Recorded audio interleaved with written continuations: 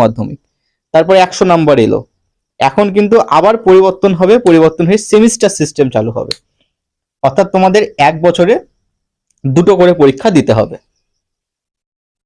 হ্যাঁ, এবার যদি তুমি প্রথম পরীক্ষাটায় ফেল করে যাও, ধরো প্রথম সেমিস্টারে ফেল করে গেলে, তুমি তাও কিন্তু দ্বিতীয় সেমিস্টার দিতে পারবে, সেখানে কিন্তু তোমাকে 5 নাম্বারটা তুলে নিতে হবে, তবেই কিন্তু তুমি পাস করতে পারবে।